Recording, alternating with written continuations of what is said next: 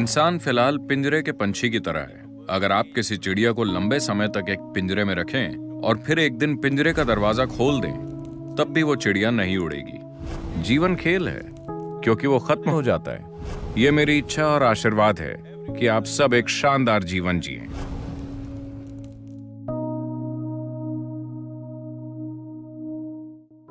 इतने सारे लोगों से घिरे होने के बावजूद हम किसी से जुड़े होने, किसी के द्वारा अपनाए जाने, किसी के द्वारा प्यार किए जाने की भावना की कमी महसूस करते हैं। हम उस बेचैनी और अकेलेपन से कैसे निपटें? एक स्तर पर सवाल इस बारे में है कि मैं आजाद कैसे हो सकती हूँ। दूसरे स्तर पर आप पूछ रही हैं, मैं किसी चीज या व्यक्ति से खुद को कैसे बांध सकती हूँ। आपको तय करना चाहिए कि आपके जीवन में अधिक महत्व किसका है, आजादी का या बंधन का।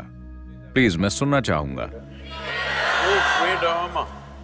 मगर आजाद होने पर आप खोया हुआ महसूस करते हैं। अगर आप पहाड़ों पर जाएं और आप पूरी तरह आजाद हों, मतलब कोई भी कुछ भी आसपास ना हो, आप बस पहाड़ों के खाली इलाके में हो, तो आप आजाद नहीं महसूस करते, आप खोया हुआ महसूस करते हैं। तो आजादी को संभालने के लिए एक स्तर की स्पष्टता और शक्ति की जरूरत होती है। ज्यादातर लोग आजादी को नहीं संभाल सकते।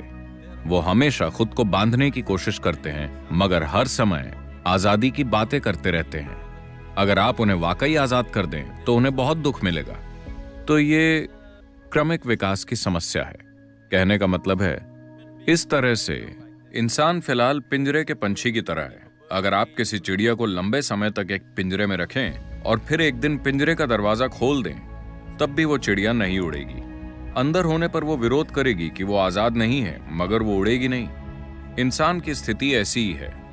बाकी सभी प्राणियों के लिए प्रकृति ने दो लकीरें खींची हैं, जिसके भीतर उन्हें जीना और मरना होता है, और वो यही करते हैं। मगर सिर्फ इंसानों के लिए बस नीचे की लकीर होती है, ऊपर की लकीर नहीं होती, और उन्हें इसी बात की तकलीफ है।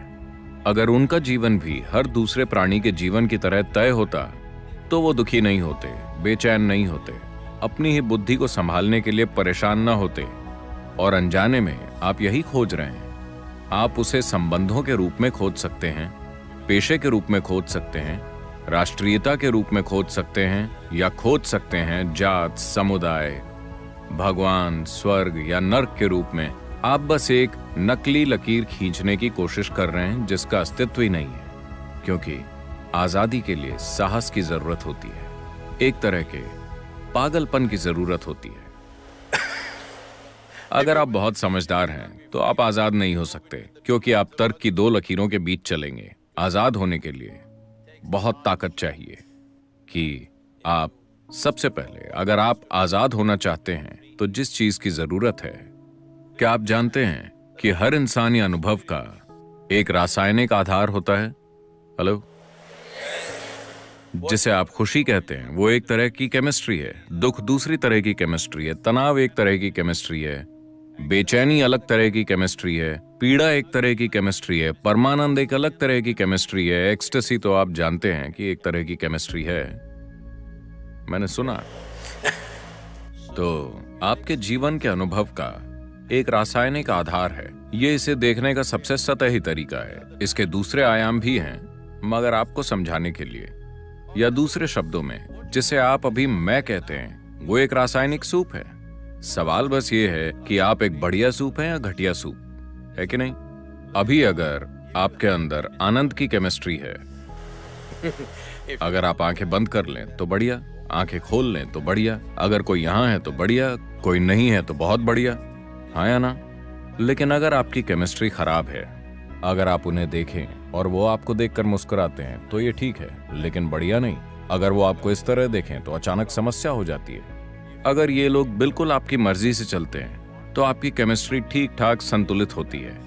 अगर वो कुछ ऐसा करते हैं जो आपको पसंद नहीं, तो कुछ और हो जाता है। तो दरअसल आपने इस मैकेनिज्म को ध्यान से नहीं देखा है कि इसका आधार क्या है, ये कैसे काम करता है, मैं इसे सबसे ऊंचे स्तर पर कैसे चला सकता हूं। अभी मान लीजिए आप बिल्कुल आनंद में हैं, मेरी तरह, तो क्या आपको परवाह होगी कि यहाँ कौन है कौन नहीं है? अगर वो आसपास हैं तो बढ़िया, वो चले गए तो भी बढ़िया, क्योंकि जीवन का आपका अनुभव अब इससे तय नहीं हो रहा कि आपके पास क्या है और क्या नहीं है। चाहे वो लोग हों या चीजें हों या भोजन हो या कुछ और हो, उनसे ये तय नहीं हो रहा। एक बार जब आपके होने का तरीका किसी बाहरी चीज से तय नहीं होता, तो अकेलापन जैसी कोई चीज नहीं होती, बल्कि आप अपने अकेलेपन का आनंद लेंगे। क्योंकि आप चाहें या न चाहें, इस छोटी उम्र में ये समझना थोड़ा मुश्किल है, आप चाहें या न चाहें, इस शरीर के अंदर आप हमेशा अकेले होते हैं, है ना? चाहे आप संवाद करें या संभोग या और कुछ और कुछ और कुछ, फिर भी आप इस शरीर में अकेले हैं, हाँ या ना? हेलो। अगर आप इस अकेलेपन को संभालना नहीं सीखते, तो आपने इस जीवन के बारे में कुछ नहीं सीखा। जीवन के बारे में सबसे खूबसूरत चीज ये है कि यहाँ कोई नहीं आ सकता, ये सिर्फ मेरी जगह है, आया ना? क्या ये सबसे खूबसूरत चीज नहीं है? कोई मेरे अंदर नहीं घुस सकता।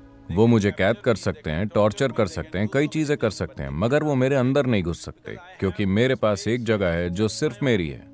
क्या ये आपके जीवन का सबसे सुंदर पहलू नहीं है? इसे तकलीफ मत समझिए, ये सबसे सुंदर चीज है। मगर आप थोड़ा रोमांटिक होकर तरसने का आनंद लेना चाहते हैं।